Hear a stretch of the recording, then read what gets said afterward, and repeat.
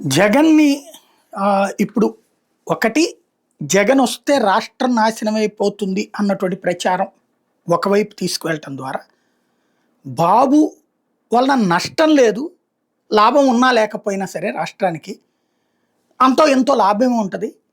అదే జగన్ వస్తే గనక శాంతం నాశనం అనేటటువంటి జనంలోకి తీసుకెళ్లే ప్రయత్నమే పదే పదే జగను, భూతము లేకపోతే సైకో ఇట్లాంటియన్నీ కూడా చేసుకొచ్చేటటువంటి ప్రచారం వెనకాల ఉన్నటువంటి ఉద్దేశం నెంబర్ 1.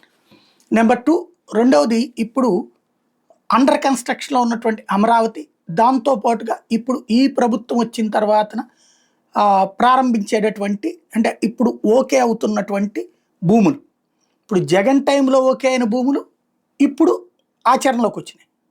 ఇదివరకు జగన్ టైంలో కొన్ని ఇండస్ట్రీస్ ఇనాగరేషన్ చేసినప్పుడు అప్పుడు ఏమని చెప్పేవాళ్ళు తెలుగుదేశం వాళ్ళు, అది చంద్రబాబు టైంలో ఎంఓయు, వైజాగ్‌లో కుదుర్చుకున్న ఎంఓయు అని చెప్పేవాళ్ళు. అట్లాగే ఇప్పుడు జరుగుతున్నటువంటిది ప్రారంభిస్తున్నటువంటి వాటి జగన్ టైంలో ఎంఓయు ఇప్పుడు ఆచరణలోకి వస్తున్నాయి.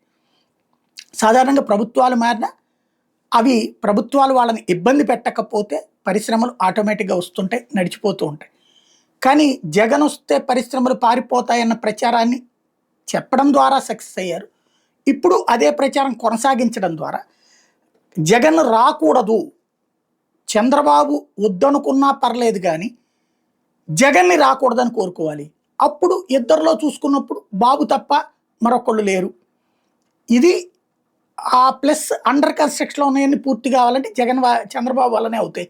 అమరావతి ఏది హైదరాబాద్ లాగా మారిపోవాలన్నా, లేకపోతే రాష్ట్రం అంతా కూడా కర్ణాటక లాగా మారిపోవాలన్నా ఆయన వల్లనే సాధ్యం.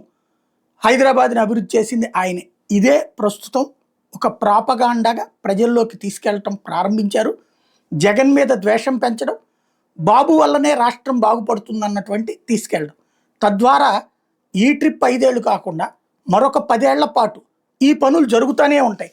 కాబట్టి ఈ పనులు జరుగుతున్నంతసేపు ఇంకొకళ్ళు వస్తే పాడైపోతుంది అనేటటువంటి ఫీలింగ్‌ని తీసుకెళ్ళడం అన్నది ఇప్పుడు ప్రస్తుతం బాబు, పవన్ వ్యూహంగా కనబడుతుంది.